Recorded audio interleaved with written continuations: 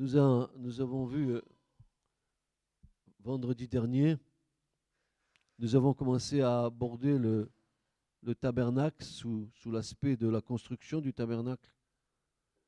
Nous avons passé du temps sur les matériaux. Particulièrement, on a vu le bois de sittim qui représente l'humanité pécheresse.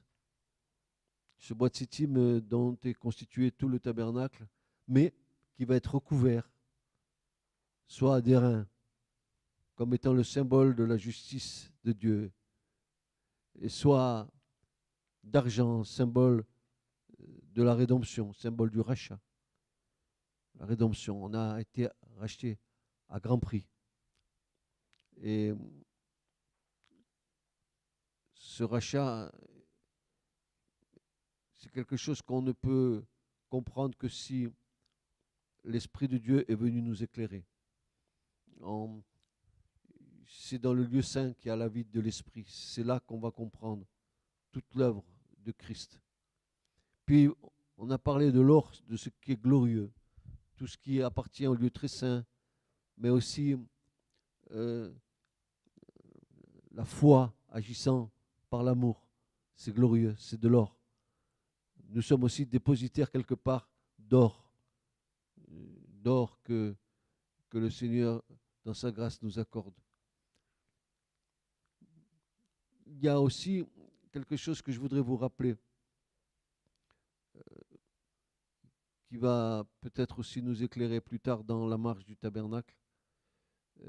C'est cette citation de Paul dans Romains 8 qui dit que ceux qu'il a appelés, et il les a aussi justifiés. Ceux qu'il a justifiés, il les a aussi sanctifiés.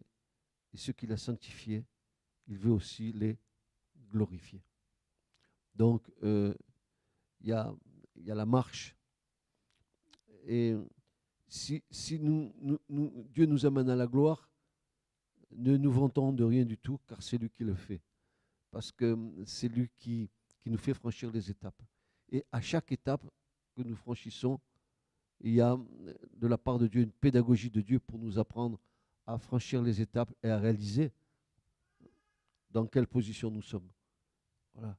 Donc, le bois de sittim, vous vous souvenez, il avait 3 caractéristiques. Je vous rappelle rapidement.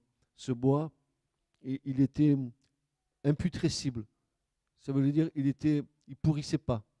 Il était ni l'eau ni le soleil, rien ne pouvait l'atteindre pour le désagréger. C'est un bois que Dieu a permis à Israël d'employer dans le tabernacle parce que c'est ce qu'on appelle le bois d'acacia et c'est un bois noble, un bois qui a beaucoup de caractéristiques qui vont permettre à ce tabernacle pendant des années et des années d'exister sans jamais se détériorer. Il y a dans la version de la Septante,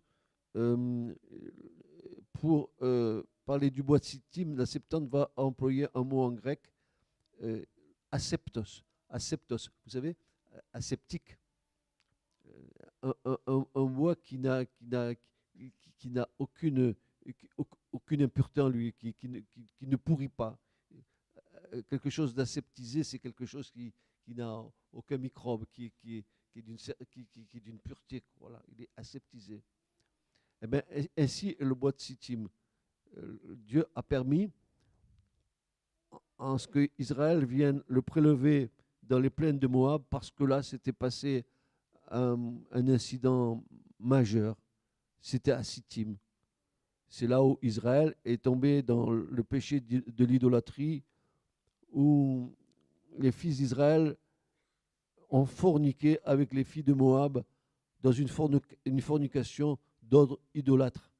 Parce que les filles de Moab venaient vers les Israélites, leur montrant leurs idoles, en leur disant, ben, si tu te prosternes devant l'idole, ben, tu peux avoir une relation sexuelle avec moi, parce que ça sera une relation sexuelle sur le plan de l'idolâtrie religieuse. Et c'était ainsi beaucoup dans ces temps-là, où il y avait des hommes qui étaient voués à la prostitution pour les idoles, comme des femmes. Vous trouverez ça dans le prophète Osée, vous trouverez ça dans les livres des rois, vous verrez qu'à cette époque-là, c'était monnaie courante que des femmes et des hommes se prostituent pour les idoles, et c'est ce on appelait la prostitution sacrée. Les gens allaient dans les temples, il y avait des rapports sexuels, mais sous le regard de l'idole. C'était très développé dans ces pays-là à l'époque. Donc Israël tombe dans le péché, ils se font avoir, et ce jour-là, il y a une plaie qui tombe au milieu du peuple, et il y a eu environ 24 000 morts. C'est pas rien. Parce que, après avoir traité alliance avec l'Éternel, et c'est peut-être une leçon à retenir pour nous aussi, après avoir fait alliance avec le Christ, faisons attention de ne pas nous éloigner des choses qui concernent le Christ pour aller boire à d'autres fontaines que celles que le Seigneur veut nous donner à boire.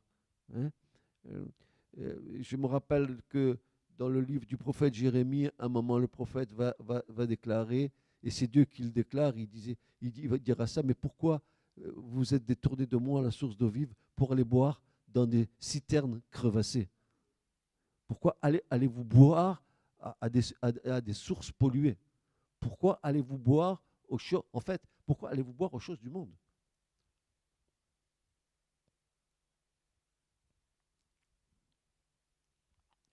Et ainsi, il y a eu 24 000 morts. Et nous avons vu que cet incident n'était pas un incident qui était fortuit, parce que nous en retrouvons trace dans le Nouveau Testament avec l'apôtre Paul qui, dans les Corinthiens au chapitre 10, va dire aux Corinthiens, souvenez-vous de ce qui s'est passé. D'ailleurs, c'est intéressant qu'on le lise, parce que ça nous concerne. 1 Corinthiens,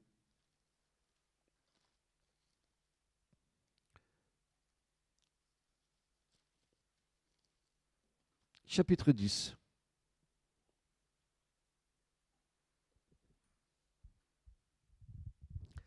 On va commencer au verset 1 pour aller jusqu'au verset 12. Et on va le lire. Car je ne veux pas que vous ignoriez, frères. Et moi, je reprends ce verset et je vous dis ce soir, je ne veux pas que vous ignoriez ce que nous sommes en train de dire ce soir. Que nos pères ont tous été sous la nuée. Et que tous, ils ont passé à travers la mer, et que tous, ils ont été baptisés pour Moïse dans la nuée et dans la mer, et que tous, ils ont mangé la même viande spirituelle, et que tous, ils ont bu le même breuvage spirituel, car ils buvaient d'un rocher spirituel qui les suivait, et le rocher était le Christ. Mais Dieu n'a point pris plaisir en la plupart d'entre eux, car ils tombèrent dans le désert. Or, verset 6, ces choses arrivèrent comme type de ce qui nous concerne. Voyez-vous, Paul va prendre ces choses qui se sont passées bien des siècles en arrière pour dire, ça nous concerne à nous maintenant. Regardez ce qu'il dit. Or, ces choses arrivèrent comme type de ce qui nous concerne, afin que nous ne convoitions pas des choses mauvaises, comme ceux-là ont convoité. Ne soyez pas non plus idolâtres, comme quelques-uns d'eux, ainsi qu'il est écrit, le peuple s'assit pour manger et pour boire, ils se levèrent pour jouer. Ne commettons pas non plus la fornication, comme quelques-uns ont commis la fornication, il en est tombé en un seul jour 23 000. Et c'est ce dont nous parlons. C'est l'épisode de Nombre 25 que Paul rappelle là. Donc, plusieurs siècles en arrière, cette chose s'est passée et Paul va réactualiser cette chose pour nous. Il va le dire ceci.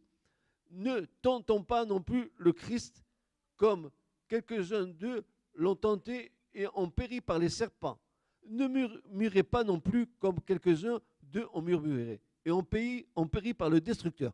Or, et voilà, c'est intéressant, voilà ce que va dire Paul. Or, toutes ces choses leur arrivèrent comme type. Et elles ont été écrites pour qui? Pour nous servir d'avertissement à qui?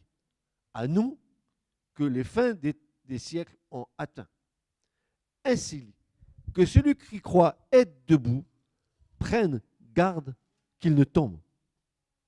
Aucune tentation ne vous est survenue qui n'était une tentation humaine, et Dieu est fidèle, qui ne permettra pas que vous soyez tentés au-delà de ce que vous pouvez supporter, mais avec la tentation, il fera aussi l'issue afin que vous puissiez la supporter.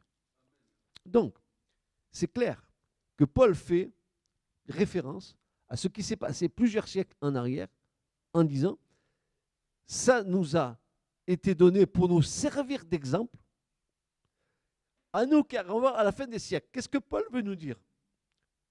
Paul veut nous dire que nous qui arrivons à la fin des siècles, attention, ne tombons pas dans l'idolâtrie comme les autres sont tombés. Faisons attention parce que nous devons suivre Christ.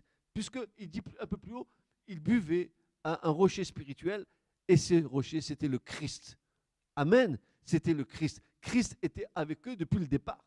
Mais voilà, ils ont à un moment donné bifurqué. Tu peux faire un bon départ dans ta vie avec le Christ, mais à un moment donné, tu peux bifurquer. Et alors, Paul dit, attention, ça nous a été laissé pour nous servir d'exemple. Ne tentons pas le Seigneur.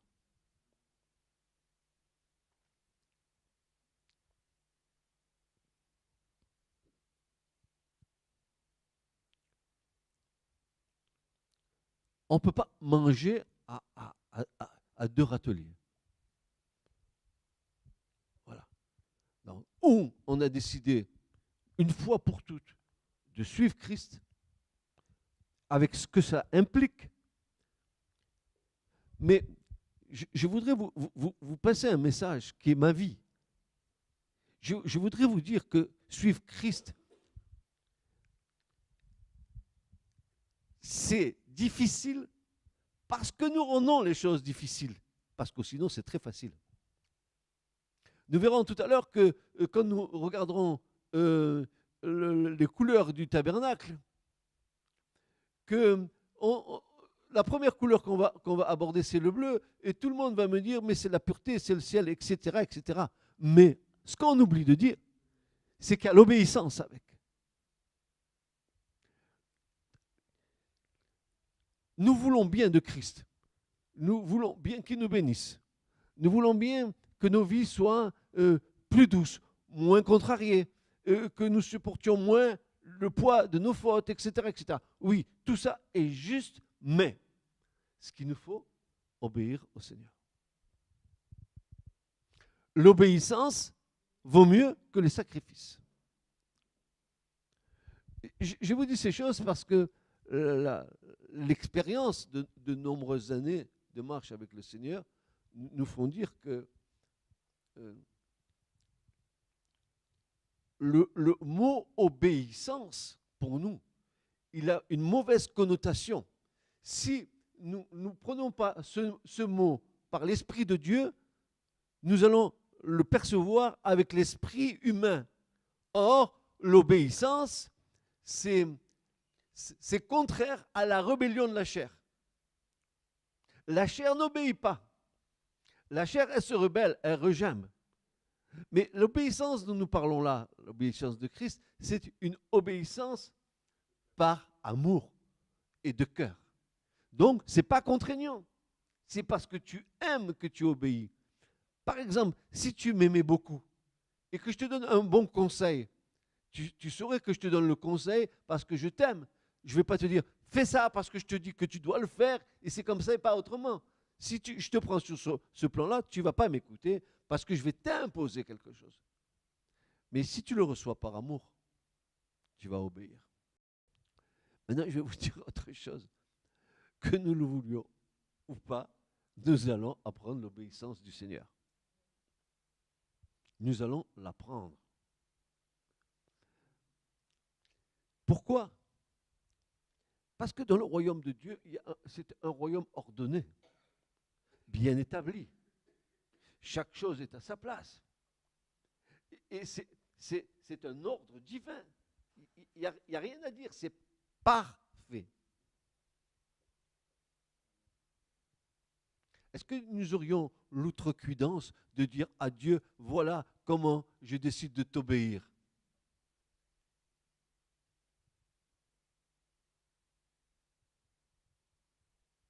C'est évident qu'on va passer devant certains problèmes si on prend cette position. Mais le Seigneur est bon. Vous avez vu ce qu'il dit là? Qu'il n'y ait aucune tentation, afin que celui qui croit d'abord être debout. Écoutez, vous allez vite comprendre, parce que les années vont vite passer, vous allez vite comprendre que vos forces humaines vont vous abandonner et que vous allez comprendre qu'à un moment donné, vous n'êtes rien. Rien de tout ce que vous avez fabriqué de votre personnalité, vous allez comprendre à un moment donné que tout ça va tomber comme un flanc. Pourquoi? Parce que tant que je suis dans la puissance de la chair, que je peux volonté. Mais attends, si tu appartiens au Seigneur, ta volonté propre va s'affronter à la volonté de Dieu. Or, la volonté de Dieu, d'après ce que j'ai compris, elle est bonne, parfaite et agréable. C'est quelque chose de saint, de juste. Ma volonté à moi, elle est entachée de péché si je ne la soumets pas à Dieu.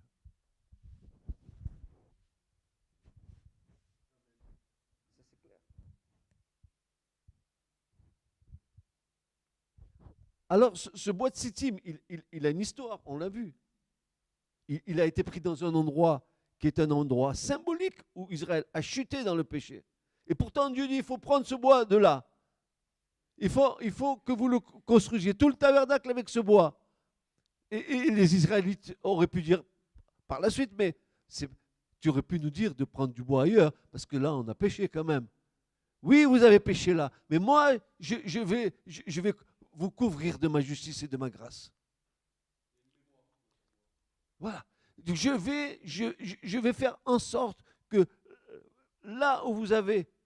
c'est ce que dit Paul. Là où le péché abonde, la grâce de Dieu, elle surabonde. Elle surabonde.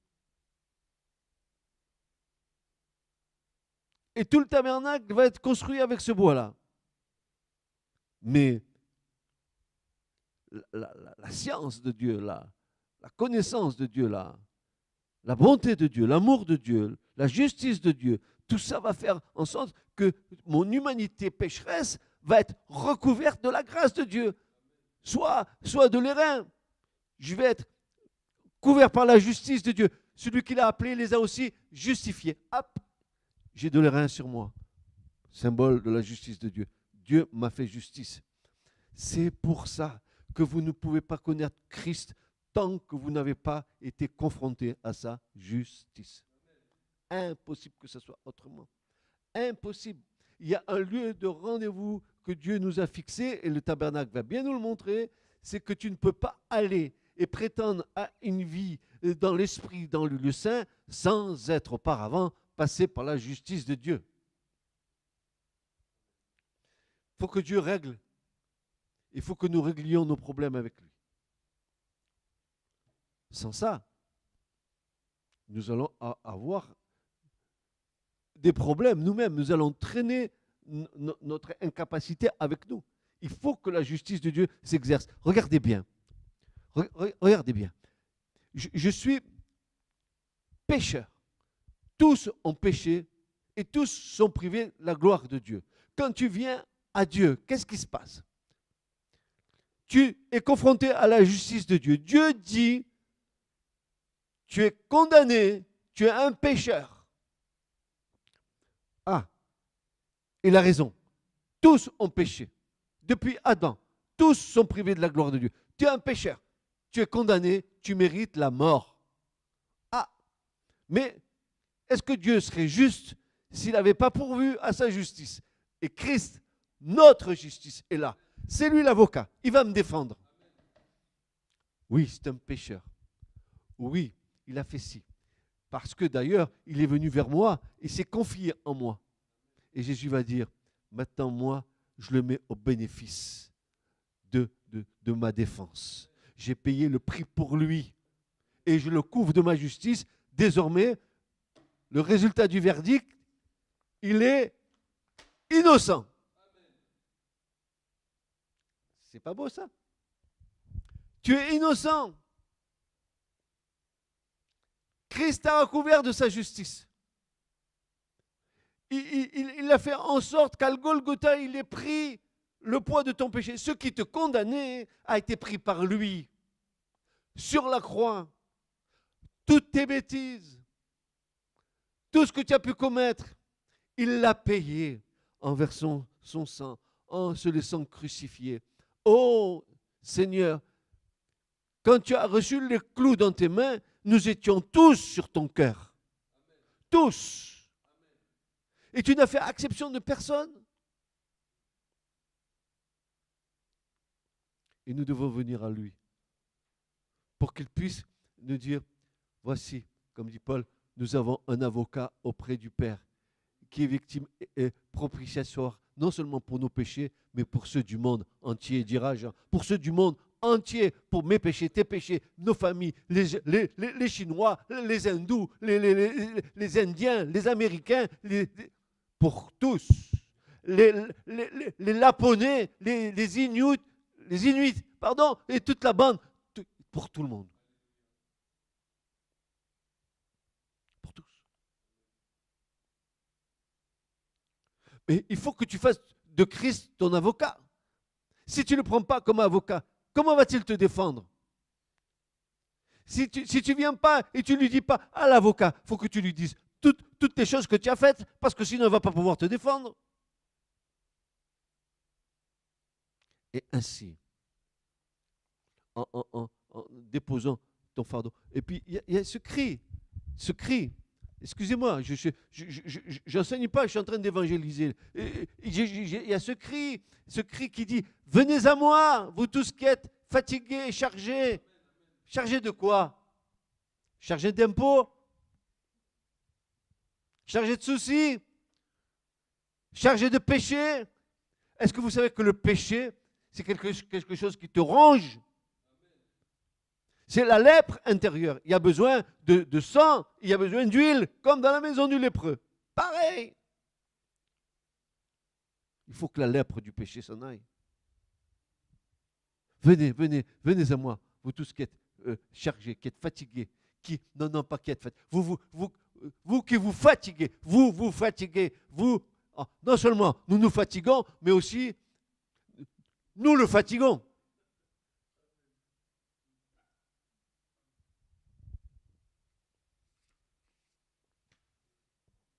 Alors ce bois, il a sa place. Et c'est la symbolique de l'humanité pécheresse qui va être recouverte à chaque coin du tabernacle, à chaque lieu important du tabernacle, il sera recouvert dans le parvis, par la justice, par les reins. L'humanité rachetée, l'humanité couverte par la justice de Christ. Oh Seigneur, heureusement que tu es allé à Golgotha, on était tous perdus. Tous perdus. Tous. Et tu as Rabot faire des signes de la croix sur la tête ou aux fesses, où tu voudras. Tu es perdu si tu n'as pas Christ comme avocat. Oui. Oui. Et un jour, je me rappelle, il y a moins 20 ou 25 ans, j'avais prêché ça dans une église. On laissait un local et on était un peu dispersés, mais c'était avec Jabin. Et j'avais prêché à un petit groupe cette chose-là en disant, mais voilà comment ça va se passer le jour du jugement. Comment ça va se passer? voilà, eh bien, il y a le Père, il est là. Le Père est là. Les livres sont ouverts. Et chaque nom va être prononcé.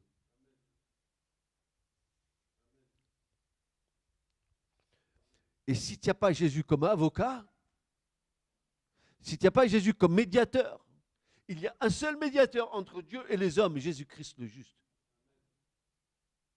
Un avocat, le meilleur. Le meilleur des barreaux humains n'a rien à voir avec Christ. Seigneur dit seulement une parole. Et mon serviteur est guéri. Jésus dit une parole et tu es justifié. Oui, il a cru. Il est venu. Il a confessé mon nom. Si tu confesses de ta bouche que Jésus-Christ est Seigneur et Sauveur, et si tu crois dans ton cœur que Dieu l'a ressuscité d'entre les morts, alors tu seras sauvé.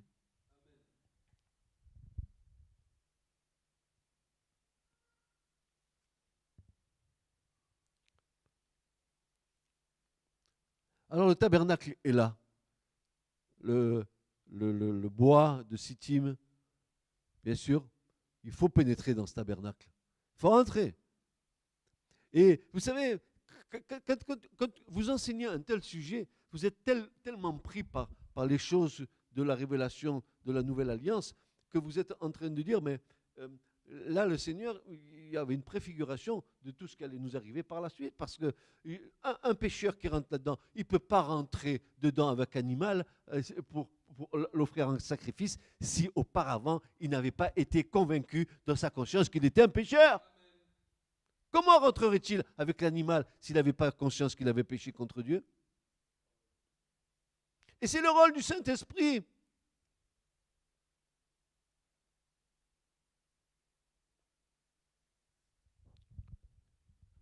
Et d'ailleurs, quand on arrive à cette ouverture pour entrer dans le parvis, on s'aperçoit, d'abord il y a 4 colonnes qui sont recouvertes avec de l'airain, 4 colonnes avec des rideaux de différentes couleurs qui sont là. C'est comme si cette porte est grande, parce que je vais vous dire une chose, large et spacieuse, la porte qui mène au salut. Et c'est pour ça qu'elle est grande, la porte. Rentrez tous. Venez tous à moi, dit Jésus. Venez à moi. La porte est spacieuse. Mais ensuite, ça se resserre. C'est une question d'entonnoir après. Après, tu arrives au bout, la porte, elle se referme. Pourquoi? Parce que là, Dieu veut que tous les hommes soient sauvés. Rentrez, rentrez, rentrez. Rentrez, rentrez. Faites la démarche. Venez, venez à moi. Venez à moi. Et Dieu va nous enseigner. Et Dieu nous enseigne. Dieu nous enseigne. Et quand nous comprenons le tabernacle de Moïse, dont il nous est dit que c'était uniquement que l'ombre des choses à venir, et que la réalité devrait se faire jour un jour, et c'est Christ qui est venu apporter cette réalité, mais quand maintenant nous faisons la rétroactivité en connaissant l'œuvre de Christ, et que vous revenez en arrière, que vous faites une marche arrière, et que vous revenez là, mais vous comprenez tout. Vous comprenez tout. Vous comprenez tout. Alors, la première couleur de ces portes d'entrée, vous allez voir, il y a une couleur qui va commencer à nous interpeller. C'est la première couleur des rideaux qui sont là. Pour moi, les 4 piliers, là, c'est comme si c'était les 4 évangiles. J'extrapole, c'est moi qui le dis. Il y a d'autres interprétations.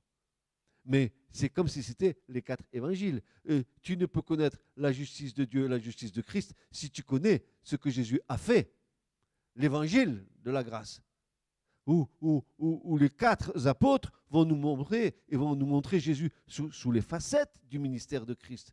Comme Matthieu va nous le décrire comme étant le roi des rois et le Seigneur des seigneurs. Matthieu qui va nous parler des choses du royaume et qui va nous instruire dessus. Et puis il y aura Marc. Marc qui viendra derrière et qui nous dira, mais je vais vous enseigner d'un Jésus serviteur, d'un Jésus qui boulonne, d'un Jésus qui n'a pas arrêté de faire du bien partout où il passait, comme va dire les Actes des Apôtres. Ce Jésus de Nazareth qui était oint d'Esprit Saint et qui délivrait tout ce qui était sous la puissance du diable, qui faisait du bien partout où il passait.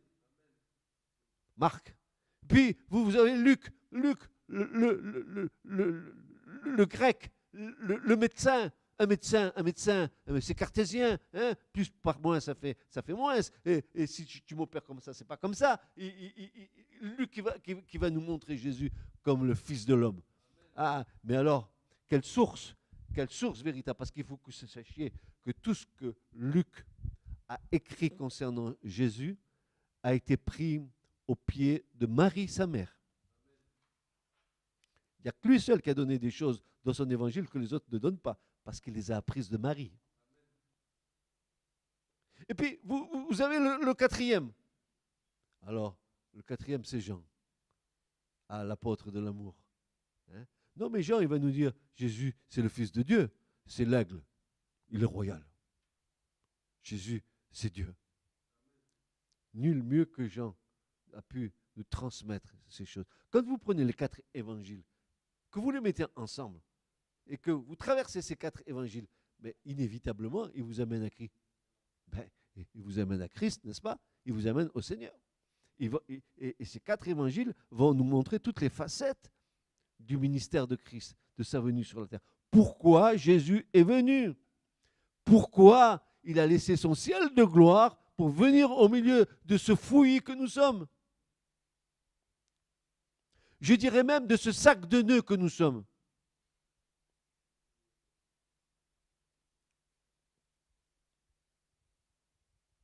Il a laissé un ciel où règne l'harmonie, la gloire, la beauté, la pureté. Il est venu où? En bas. Il est venu dans une marmite d'impureté. Il est venu au milieu des ténèbres.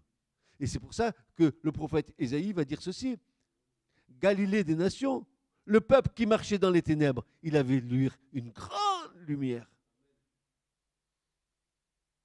Mes amis, une grande lumière. La lumière qui doit éclairer tout homme, toute femme, la lumière qui doit éclairer nos cœurs, la lumière qui doit éclairer nos esprits, la lumière qui doit nous montrer le chemin. Allez-y, marchez-y, je suis devant vous.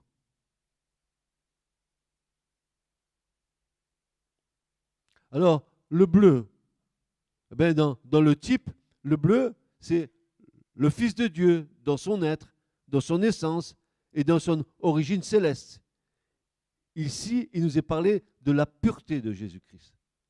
Le bleu, ça vient du ciel. Alors, bien sûr, on a des textes, n'est-ce pas? On va pas dire les choses comme ça. Il y a un premier texte dans Exode 24, versets 10 à 11. Exode 24, versets 10 à 11.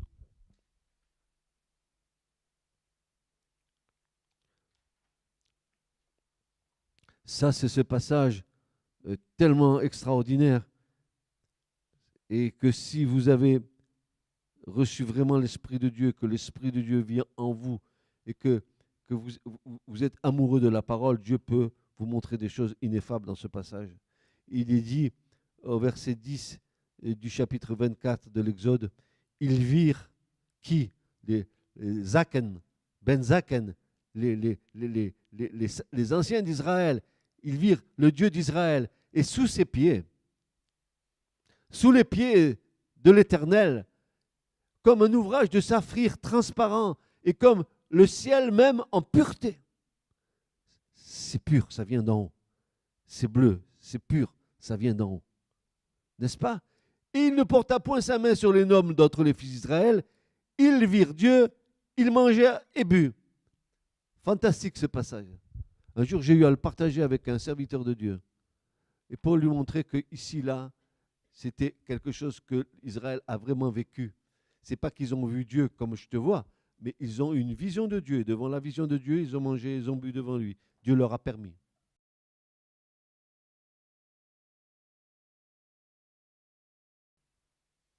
Nous n'avons pas eu ce qu'ils ont vu. Ils ont entendu Dieu parler. Il a tellement parlé, il leur a tellement parlé qu'il a dit, ils ont dit, ah, papa, Moïse, dis-lui qui c'était. Non, parce que chaque fois qu'il parle, la terre tremble. Non, tu nous parleras et tu nous transmettras ce qu'il te dira.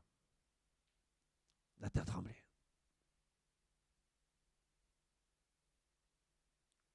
Il leur a donné ce privilège de pouvoir, dans une vision,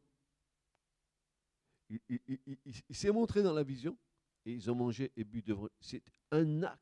C'est pour ça qu'Israël, aujourd'hui, au bout de tant de siècles, n'allez pas leur dire que Dieu n'existe pas. Ils vont vous fusiller. Dieu n'existe pas.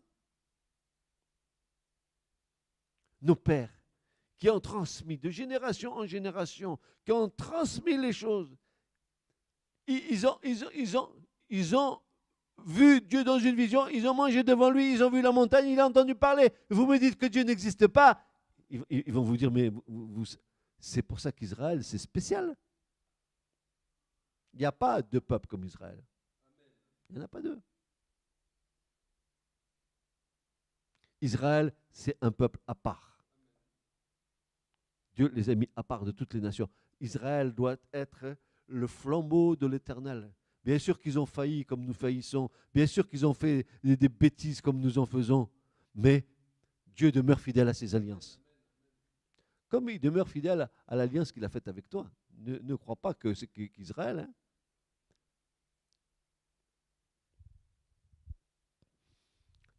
Le ciel même en pureté. Le bleu nous parle de la pureté de Jésus-Christ. Mais pas seulement que cela. Car le bleu aussi nous parle d'obéissance. On va voir un passage dans Nombre, chapitre 15, versets 37 à 41. Il nous est dit ceci. L'Éternel parla à Moïse disant, « Parle aux fils d'Israël et dis-leur qu'ils se fassent en leur génération une houppe au coin de leurs vêtements, qu'ils mettent à la houppe du coin un cordon de bleu. Elle sera pour vous une houppe et vous la verrez, et il vous souviendra de tous les commandements de l'Éternel, afin que vous les fassiez et que vous ne recherchiez pas les pensées de votre cœur, ni les désirs de vos yeux, après lesquels vous vous prostituez, afin que vous vous souveniez de tous mes commandements et que vous les fassiez et que vous soyez saints, consacrés à votre Dieu. Moi, je suis l'Éternel votre Dieu, qui vous ai fait sortir du pays d'Égypte pour être votre Dieu. Moi, je suis l'Éternel votre Dieu. Mais ce qui est tellement beau, c'est que ce rideau qui est une couleur bleue, qui nous parle de Christ, nous dit, il est venu d'en haut du ciel pour accomplir la parfaite volonté du Père. Il est venu pour accomplir une parfaite obéissance à ce que le Père a demandé. C'est pour ça que cette couleur bleue du rideau, quand Jésus dit « Je suis le bon berger, je suis la porte », je suis la porte, on va le lire, je suis la porte. On entre et on passe par moi. Je suis la porte. Et si tu veux rentrer dans la présence de Dieu, tu ne peux passer que par une seule porte, Jésus, le Christ, le Fils du Dieu vivant. C'est pour ça que Jean va dire, nul, Jésus dira par la bouche de l'apôtre Jean, nul ne peut venir à moi si le Père ne l'attire, et moi je le ressusciterai au dernier jour. Mais c'est évident, c'est évident. C'est l'Esprit de Dieu qui va nous attirer à Christ. Mais pour cela, il nous faut passer par la porte. La porte. Et la porte va nous faire contempler quoi? La justice de Dieu, il va falloir bien qu'on y passe. Hein? Jean 3, verset 13. Et c'est Jésus qui parle. Et personne n'est monté au ciel, sinon celui qui est descendu du ciel, le Fils de l'homme qui est dans le ciel. Est-ce qu'il n'est pas en train d'affirmer sa divinité?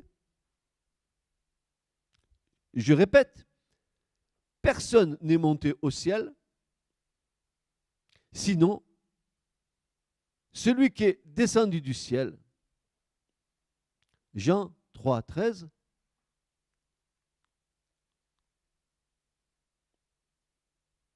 J'attends, je n'ai pas pressé. C'est bien de le lire. Ça y est, tu es au verset 13. Il dit, personne n'est monté au ciel, sinon celui qui est descendu du ciel, le Fils de l'homme qui est dans le ciel. Ah, c'est pas clair ça? Est-ce que c'est pas clair? Jésus le dit de lui-même. Il est descendu du ciel. Personne n'est monté, si ce n'est lui qui est descendu. Le Fils de l'homme qui est dans le ciel. Est-ce que vous savez que Jésus, c'est plus, il ne sait plus, a plutôt s'appeler Fils de l'homme que Fils de Dieu? Il ne sait plus à s'identifier à cette création qu'il avait créée, qui est déchue, mais il est avant tout le Fils de l'homme. Il est notre frère. Il est notre frère. Et c'est parce qu'il est notre frère, parce qu'il a vu la faillite de la désobéissance de l'homme, qu'il a été prêt à accomplir l'œuvre. Et je comprends maintenant, comme vous devriez comprendre avec moi, que Dieu, et moi je rajoute, en Christ, a tant aimé le monde qu'il a donné son Fils unique, afin que quiconque croit en lui ne soit pas détruit, ne périsse point, mais qu'il ait la vie éternelle. Alléluia. Imaginez cela.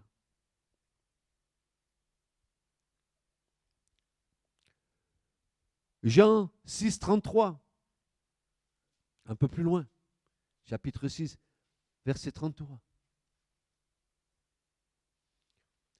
Car le pain de Dieu est celui qui descend du ciel et qui donne la vie au monde. Et lui dire donc, Seigneur, donne-nous toujours de ce pain-là. Et Jésus leur dit, moi, je suis le pain de vie.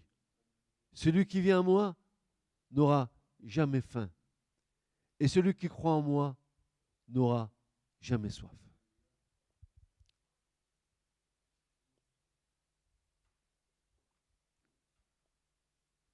Jean 6, 41.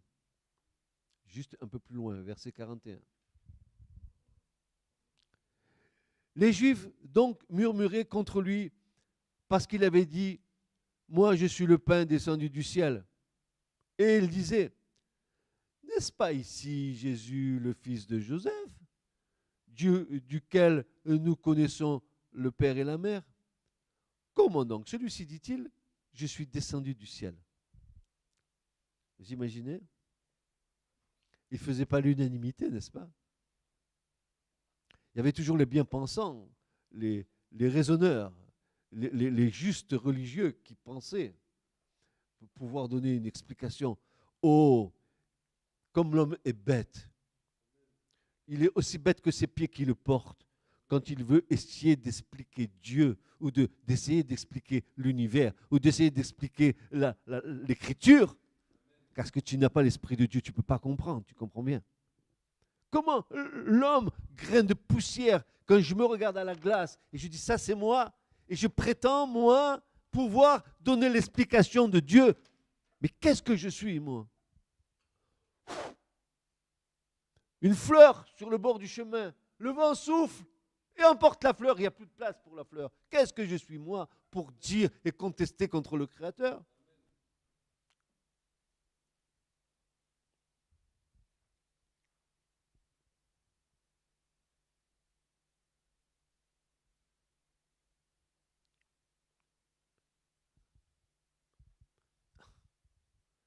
Ah, honnêtement, vraiment, je me dis, il y a une, je comprends ce que va dire Pierre. Il va dire, la patience de Dieu, c'est votre salut. Et je comprends.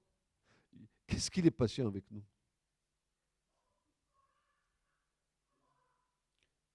Qu'est-ce qu'il est patient.